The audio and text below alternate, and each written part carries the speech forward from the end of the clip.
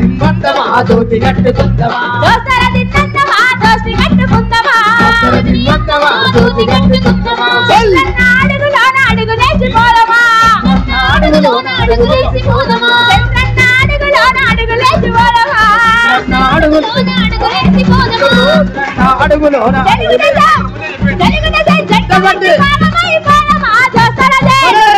ఒక్కసారి మీ చేతిలో ఉన్న జెండలు ఎత్తి మన బాబు గారికి స్వాగతం పలుకుదాం. దయచేసి టవర్ల మీద దయచేసి దిగండి.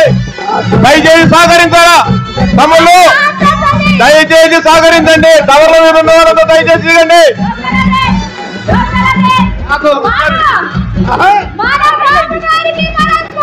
Thank you, thank you, please, thank you. తమ్ముళ్ళు, మీ యొక్క అంకిత భావానికి, తెలుగుదేశం పార్టీకి మీద మీకున్న శ్రద్ధకి, భక్తికి, అచంచల విశ్వాసానికి సంతోషం. Thank you, thank you. దయచేసి ఎవరి సీట్లో వాళ్ళు ఉండాలి. ధర్మం సాగిలబడిన వేళ, అధర్మం వికటాట్టహాసం చేసిన వేళ, ధర్మ సంస్థాపనార్థం కోసం ఉద్భవించిన ధర్మ ఖడ్గం తెలుగుదేశం పార్టీ.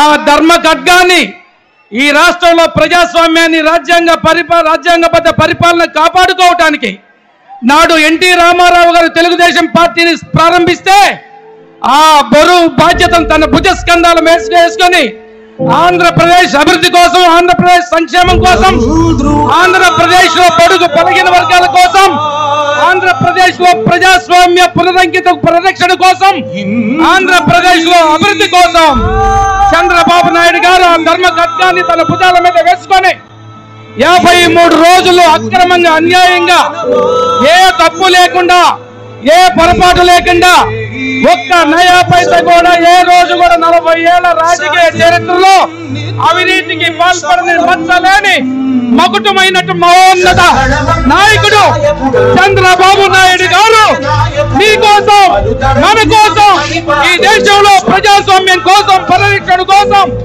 జైలుకు వెళ్లి జైలు జీవితం గడిపి ఆంధ్రప్రదేశ్ ప్రజల కోసం పోరాటం చేస్తూ తెలుగు ప్రజల్ని ప్రపంచ దేశాలకు పరిచయం చేసి ప్రతి తెలుగు కుటుంబంలో అమెరికా, రష్యా, జపాన్, కెనడా, ఆస్ట్రేలియాలో ప్రతి పేదవాడి బిడ్డల్ని ఇతర చదివించి ప్రతి కుటుంబాన్ని సర్వోన్నత సర్వ అభివృద్ధి కోసం కృషి చేసినటువంటి మాన్యశ్రీ గౌరవనీయులు చంద్రబాబు నాయుడు గారికి స్వాగతం. చంద్రన్న జై హో, చంద్రన్న జై హో, చంద్రన్న జై హో, చంద్రన్న.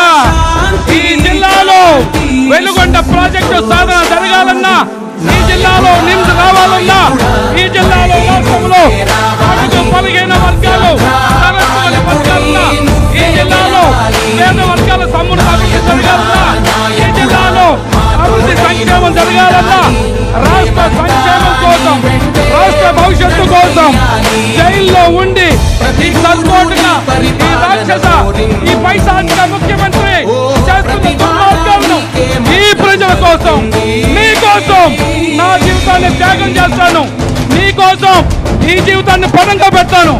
ఈ రాష్ట్రంలో